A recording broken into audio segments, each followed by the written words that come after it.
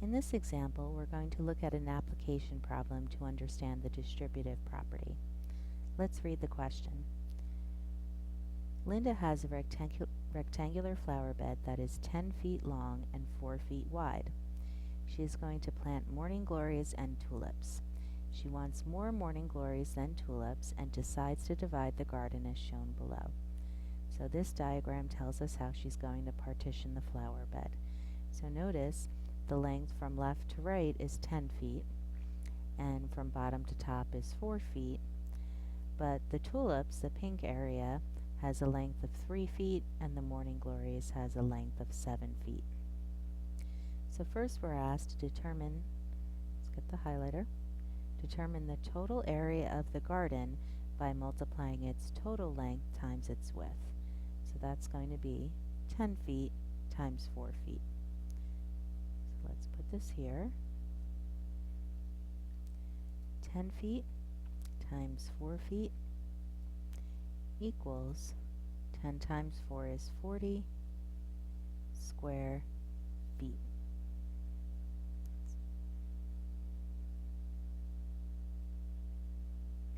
So the area of the entire garden is 40 square feet. Now we're asked to determine the total number of square feet that will be planted with tulips. Show what quantities you multiplied. Well, looking at the tulips, we see that this length is 3 feet, and the other length right here, so that would be 4 feet like we have over here. So it's 3 feet by 4 feet.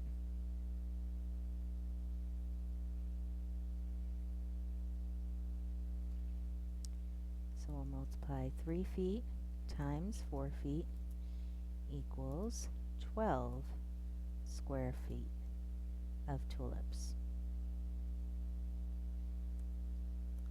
Let's go to the next slide.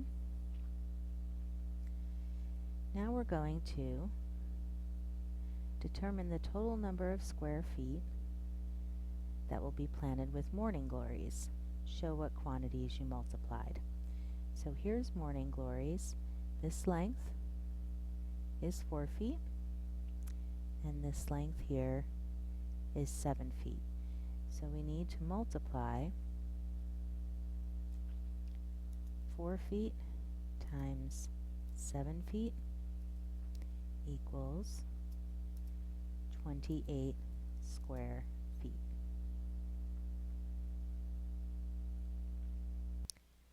Now the next question asks, determine the total area of the garden by adding the area planted with tulips and the area planted with morning glories.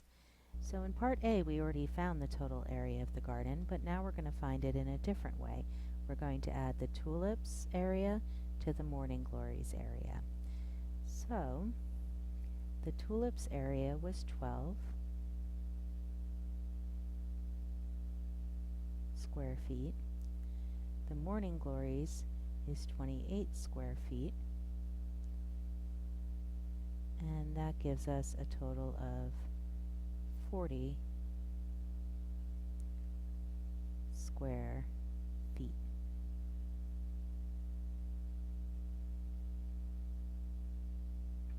And notice that's consistent with what we found in part A. 10 times 4 is 40 square feet, or we could add this tulips amount and the morning glories amount. Using the equation below, describe in words how it represents the two ways we found the total area of the garden. So notice on this left-hand side, we have 4 times 3 plus 4 times 7.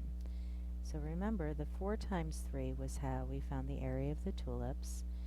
The 4 times 7 was how we found the area of the morning glories. And then to find the total area of the garden, we added them up here. So the left-hand side of this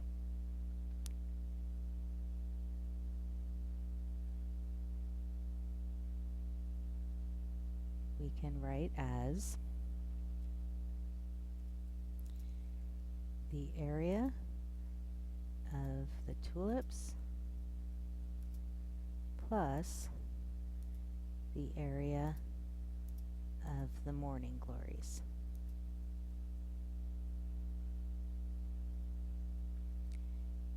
So that's what this piece represents right here. The area of the tulips, 4 times 3, plus the area of the morning glories.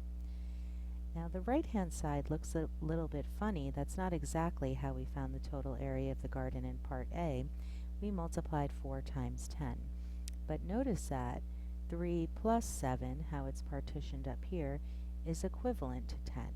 So this right-hand side is, in fact, the area of the entire garden. So the area of the tulips plus the area of the morning glories equals this side, the area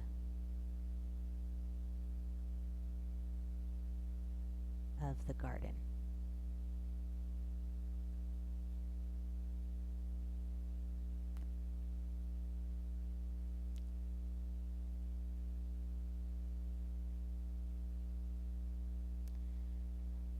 So now we've shown that these two sides of this equation are equivalent, and we related it to this diagram.